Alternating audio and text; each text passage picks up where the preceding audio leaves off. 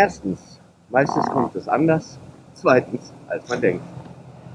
Hi, herzlich willkommen erstmal zu unserer ersten richtigen Folge von der Reise, von der Geschichte des Auswanderns nach Portugal.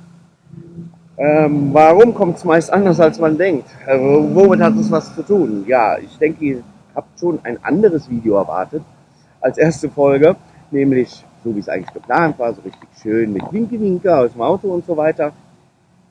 Ja, das sagten wir auch. War aber nicht so gestern. Also so ein Chaos. Nun ja, wir haben bis spät nachts gearbeitet, die Wohnung fertig gemacht und um 7:30 Uhr uns dann getroffen für die Wohnungsabnahme und Übergabe an die Nachmieter schon. Ja, und dann wollten wir eigentlich schön drehen und so langsam losfahren und dann ging das los mit einem richtig schönen Regen, der natürlich genau in dem Moment runterkam, wo ich alle Kartons und so weiter, alles das, was ins Auto rein sollte, schön verteilt hatte ins Auto. End vom Lied, ich, Liedchen nass, Stimme mittlerweile ein bisschen belegt, ich hoffe, es wird nicht mehr. Kartons nass, Sachen nass im Auto und so weiter. Und ja, dann haben wir versucht eigentlich loszufahren, haben aber gemerkt, dass das Auto vielleicht doch ein bisschen zu schwer beladen sein wird, auch wenn es immer noch im legalen Rahmen geblieben ist. Von daher haben wir uns dann kurzfristig entschieden, doch noch 5 Paketchen nach Portugal zu schicken. Das heißt, wir haben die Pakete wieder umgeräumt, dann gelabelt und zu UPS gebracht. An der Stelle übrigens noch vielen Dank an den Toto Lotto Shop da in Oberdollendorf, die die Pakete dann doch alle angenommen haben. Das eigentlich gar nicht tun wollten, weil diese großen Sperren. Okay, dann war es mittlerweile schon fast Nachmittag, bis wir endlich losgekommen sind. Dann sind wir losgefahren. Der erste Stopp sollte war auch in Luxemburg dann. Und da ging es dann los in Luxemburg. Wir saßen im Auto, haben ein Süppchen getrunken, eine kurze Pause gemacht. Und ich habe nicht darauf geachtet, dass beide Handys am Laden waren, die Akkus von der Kamera am Laden waren, das Radio lief und die Lüftung ziemlich auf frei, weil es doch recht kalt war. Und nachdem wir dann fertig waren mit allem, wollten wir losfahren und nee, wollte das Auto natürlich nicht mehr anspringen, Batterie leer. Okay, dann haben wir den Wagen angeschoben, wieder anbekommen. Schön.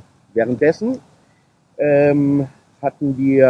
vorher hatten wir eigentlich die Einreiseformulare da für Frankreich ausgefüllt, die wir dann auf einmal nicht mehr gefunden haben. Lange Rede, kurzer Sinn. Insgesamt waren wir 3 Stunden lang zugange in Luxemburg, sind dann weitergefahren und haben mit Grenzkontrolle bzw. Überprüfung dieses Einreiseformulars und einem Test gerechnet. Es war nichts, gar nichts. Einfach durch.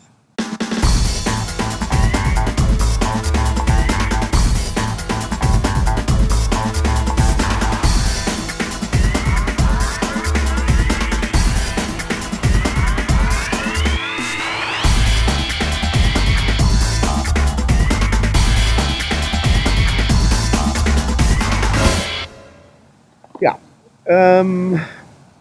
ihr kennt das Auto ja jetzt noch gar nicht, ne? Also, so sieht er aus.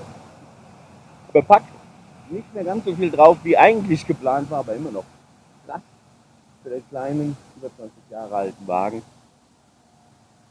und mit den 2 Fahrrädern hinten drauf. Wir sind kurz vor Spanien erst. Sind relativ langsam gefahren, wegen den Fahrrädern und so und dann die ganze Nacht durch.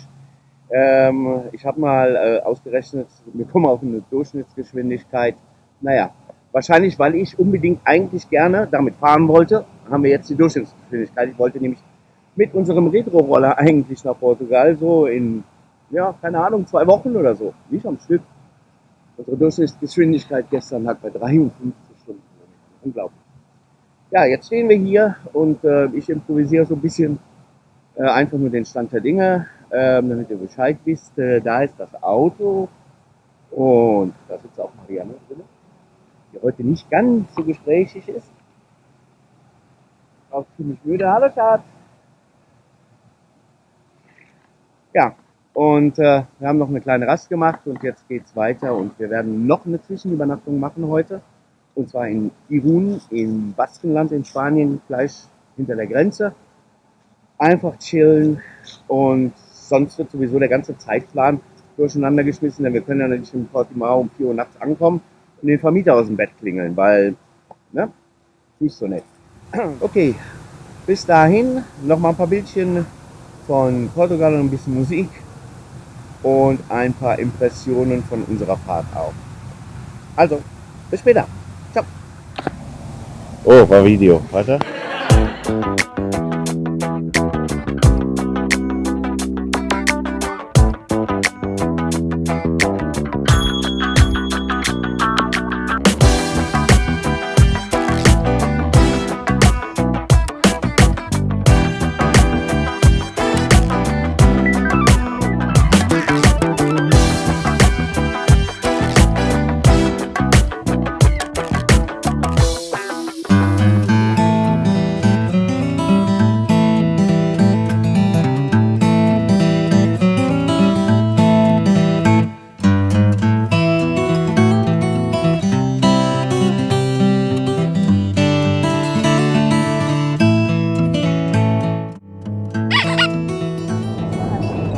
Fräulein, Maske.